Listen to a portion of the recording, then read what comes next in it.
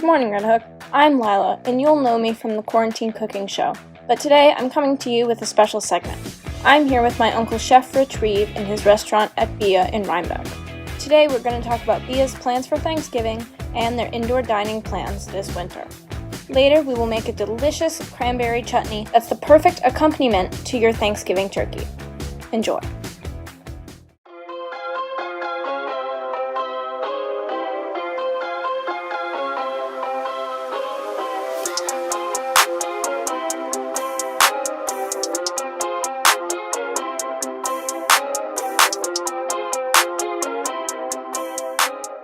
So let's start with Bia's Thanksgiving plans. How are you helping people prepare Thanksgiving dinner?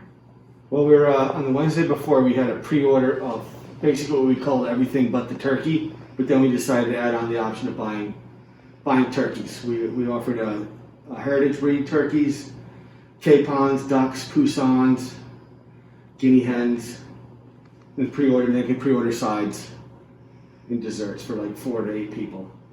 Right. And what is the advantage of a heritage breed turkey versus like another turkey brand? Personal preference. The heritage breed may not be as plump and meaty, but there's no antibiotics or hormones. It's been raised free range basically, or pastured, and it's going to have a more. It's closer to like a wild turkey than a domesticated high production turkey. So the flavor is going to be a little stronger maybe. All right, we're going to start making our cranberry chutney. We have some beautiful fresh cranberries here, and we have a cup of apple cider, but you can use orange juice or a cup of water, whatever you have. We have some orange zest. We're going to use the juice of 3 oranges, some brown sugar, some white onion, and a couple of spices we have, and it's going to make a really delicious chutney. And then what kind of sides have you offered people? Cranberry chutney, stuffing, roasted vegetables and Brussels sprouts. We have offered some appetizers like cheese boards and the chicken liver mousse, or gin and juniper cured salmon, organic Irish salmon. All right, so we're going to start with 4 cups of cranberries, and these are everywhere this time of the year. You can find them in any grocery store. And then we're going to add a cup of cider, a half cup and 2 tablespoons of brown sugar. And when you measure that, you want to be sure that it's packed. And we're going to do half a cup of diced onion. This kind of all just goes in at the same time. Half a tablespoon of ground clove, a little more than a teaspoon of thyme and of sage, which I'm actually going to like kind of crumple this up a little bit because the leaves are quite big. And you can use rosemary, thyme, sage, whatever you have. All would go great in this because those herbs are usually used in stuffing as well. A teaspoon of 5-spice powder, or you can use curry powder. We're going to do the juice of 3 oranges. Alright, we're going to add the zest of 2 of those oranges. And you can see with all of our orange juice and our cider in there, it's got enough liquid for everything to kind of move around, but it's not too soupy. So you don't want to add too much, but if you feel like you don't have enough yet, you can add more later on. Okay, and I'm going to add about a teaspoon of salt and a teaspoon of pepper, and then about a teaspoon of ground nutmeg. And I actually have like a whole nutmeg, so I'm just going to grind this with my micro zester here, but you can buy it already ground up.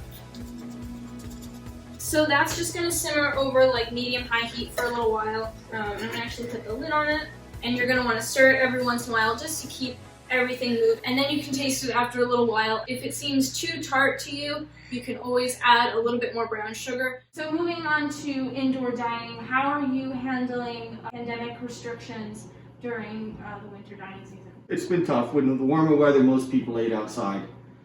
You're at 6 feet distance and 50% capacity. A lot of places are putting in partitions. We're actually having some built.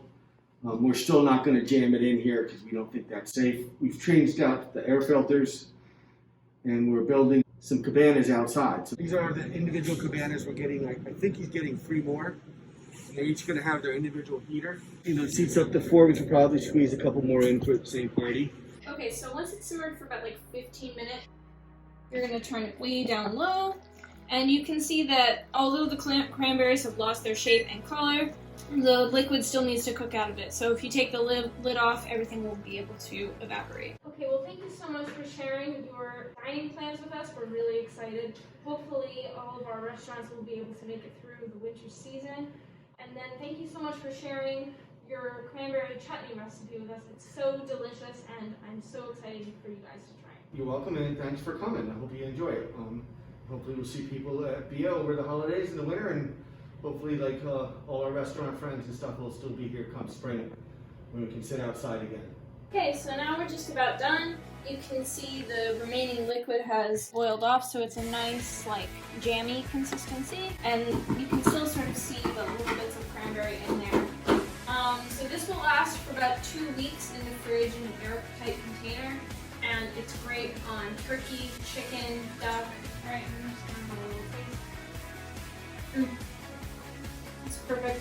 It's not too sweet, it's not too tart. I'm so excited to have this on our Thanksgiving table, and I hope you try it too. Happy Thanksgiving, my friends.